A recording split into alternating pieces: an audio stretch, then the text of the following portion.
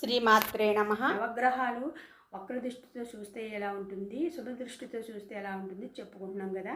మన శుక్రుడు కోసం చెప్పుకున్నాం లాస్ట్ వీడియోలో. ఈశ్వర గ్రహం కోసం మనం తెలుసుకోబోతున్నాము. శని సూర్యుని పుత్రుడు మాట. బహుతీక్షణ స్వభావం వక్ర దృష్టితో చూస్తున్నప్పుడు ధనాన్ని అనారోగ్యాన్ని హరిస్తాడనమాట. అనేక నీచమైన పనులు మనం చేపిస్తాడు. ఈ గ్రహం పేరు మనం అనుకుంటేనే చాలామంది వణికిపోతూ ఉంటారు. ఏలినాడు శని, అర్ధష్టమ శని అప్పుడు మాత్రం బెంబేలిస్తాడనమాట, బాగా బెదిరిస్తాడు మనల్ని. మానవుని అహంకారాన్ని అణిచి ధర్మశీల గుణాలు కలిగిస్తాడనమాట. సోమరతనాన్ని పెంచుతాడు. శనికి అధిదేవత యముడు. ఈ అధిష్టాన దేవత కలిగి ఉన్న దైవం తిరుమల తిరుపతి వెంకటేశ్వర స్వామి. మన శనివారం పాటించడం వల్ల ఈ శనీశ్వర గ్రహం నుంచి మనం తప్పించుకోవచ్చు. ప్రతి శనివారం మనం వెంకటేశ్వర స్వామికి కానీ వెళ్ళి మనం అక్కడ నేతి దీపం వెలిగించి అక్కడ మన వెంకటేశ్వర స్వామికి తులసిమాల సమర్పించుకోవడం వల్ల ఈ శని దోషాలన్నీ పోతాయి. మనం శనీశ్వరుడిని తిట్టకూడదు. కొంతమంది తిడతారు, అలా తిట్టకూడదు. శనీశ్వరుడు చాలా ధర్మాత్ముడు, న్యాయమూర్తి, న్యాయంగా ఉంటాడనమాట. ఆయన మీ చండశాస్త్రుడు ఏం కాదు, న్యాయమూర్తి అన్నమాట. అంటే మనం చేసిన దానికి పనిష్మెంట్ ఇస్తాడనమాట. మనం చేసిన పాపకర్మలకి పనిష్మెంట్ అంటారు దాన్ని. అంతేగాని ఆయన గ్రహాల్లో మంచి గ్రహం చెడ్డ గ్రహం అనేది ఉండదు. అన్ని గ్రహాలు మంచివే, కానీ మనం చేసిన దానికి ప్రతిఫలం అంటారు చూడండి. మంచి చేస్తే మంచి ఫలితం వస్తుంది, చెడ్డ చేస్తే చెడు ఫలితాలు వస్తాయన్నమాట. అంటే మీరు ఒకరికి రూపాయి దానం చేస్తే ఆ రూపాయికి మీకు ఇంకో రెట్టింపుతో రావచ్చు. అదే మీరు ఎవరికైనా అన్యాయం చేశారనుకోండి, ఆ అన్యాయం ఎప్పటికైనా మనకి అన్యాయంగా మన ఏదో రూపంలో వచ్చేస్తుందన్నమాట. అది మాట దాని అర్థం. అంటే ఇప్పుడు మనం పిల్లలు ఏమైనా తప్పు చేస్తే కొడతాం, మందలిస్తాం. ఎందుకు ఆ పని చేసామని ఎందుకు కొడతాం? ఇప్పుడు పిల్లల మీద మనకి ప్రేమ లేక, కానీ వాడు చేసిన తప్పని తల్లి మందలిస్తుంది. అలాగే గ్రహాలు కూడా మనుషుల్ని మనం చేసే కర్మలకి పనిష్మెంట్ అంటారన్నమాట. గ్రహాలను ఎప్పుడు తిట్టుకోకూడదు.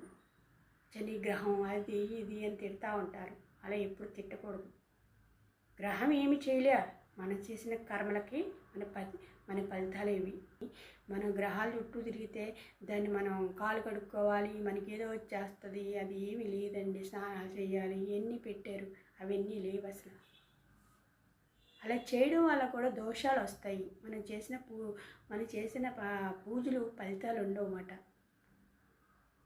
కొన్ని ప్రాక్టికల్గా ఆలోచించాలి, అవి అసలు ఎందుకు పెట్టారు అన్నది. అదే అవగాహన లేక దాన్ని ఎలా తీసుకొచ్చారంటే నవగ్రహాల చుట్టూ తిరగగానే మనం కాలు కడుక్కోవాలి, లేకపోతే అక్కడికి వెళ్ళాక ఏదో అయిపోతుంది. గ్రహాలు అంటేనే భయపడిపోతారు జనాలు. గ్రహాలు మండపాల దగ్గరికి వెళ్ళడానికి వణుకుపోతూ ఉంటారు. ఏమని మళ్ళీ ఏం చేసేస్తే నాకు అర్థం కాదు. మనం చేసుకున్న కర్మలకే ప్రతిఫలంగా అది మంచి అయితే మంచి, చెడ్డ అయితే చెడ్డ జరుగుతుంది. దానికి మనం పరిహారాలు చేసుకోవాలి. శుభస్థానాల్లో చూపిస్తుంది అన్నమాట. అదే చెడ్డ పనులు చేస్తే చెడ్డ స్థానంలో చూపిస్తుంది అన్నమాట. అంతే. అది గ్రహిస్తే మాత్రం మానవుడు ఎప్పుడు హ్యాపీగా అన్ని పరిహారాలు చేసుకుని చక్కగా ఉండొచ్చు. కానీ అవి కొందరికి తెలీదు. ముందు గ్రహాన్ని తిట్టేస్తారన్నమాట. ఏదో గ్రహం, ఆ గ్రహం, ఈ గ్రహం. తప్పు, తిట్టకూడదు. తెలియక గ్రహాన్ని ఒక ఏదో భూతంలా చూస్తారు, అలా చూడకూడదు.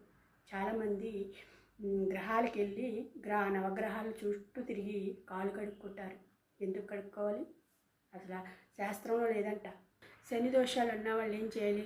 ప్రతి శనివారాలు పాటించాలి, ఉపవాసం ఉండడం. శనివారం నాడు ఉదయం నుంచి సూర్యాస్తం వరకు ఉపవాసం ఉండి ఆ తర్వాత విష్ణు ఆలయానికి కానీ శివాలయానికి కానీ వెళ్ళి దర్శనం చేసుకుని వచ్చి మళ్ళీ భోజనం చేస్తే శని దోషాలన్నీ పోతాయి. మనకి శని దోషాలు ఉన్నప్పుడు దానం ఇవ్వడం, ఇలా పరిహారాలు చేసుకోవడం వల్ల, మినుములు దానం ఇవ్వడం, ఇలాంటి పరిష్కారాలు చేసుకోవడం వల్ల ఎంతో మనకి సానుకూలంగా మారుతాయన్నమాట. మనకు కొన్ని పరిహారాలు చేసుకోవడం వల్ల అన్ని గ్రహాలు మనకి శాంతింపబడతాయి. అలాగే నవగ్రహాల స్తోత్రాలు ఉంటాయి. అది ఏ గ్రహానికి ఆ గ్రహం ఇన్నిసార్లు అని ఉంటుంది. ఆ స్తోత్రం చదువుకున్నా కూడా గ్రహ దోషాలన్నాయి తగ్గుముఖం పట్టు. ఇవన్నీ మానేసి గ్రహాన్ని తిట్టుకోవడం, గ్రహం ఎలా చేసిందో ఆ గ్రహం శని గ్రహాన్ని తిడతారు. కానీ చాలా తప్పండి, అలా ఎప్పుడు తిట్టకండి. గ్రహాలు పూర్వజన్మలో చేసుకున్న కర్మలకి పనిష్మెంట్ అనుకోవాలి. అది శిక్షణ, మనకి శిక్ష పడుతుంది అన్నమాట. అంతే. శనివారం విష్ణు సహస్రనామం పారాయణ చేయడం, గోవింద నామాలు చదవడం, వీలైతే అప్పుడప్పుడు తిరుపతి వెళ్ళి దర్శనం చేసుకోవడం వల్ల శని దోషాలు తగ్గుముఖం పడతాయి. వీడియో కనుక నచ్చితే లైక్ చేయండి, షేర్ చేయండి, సబ్స్క్రైబ్ చేసుకోండి.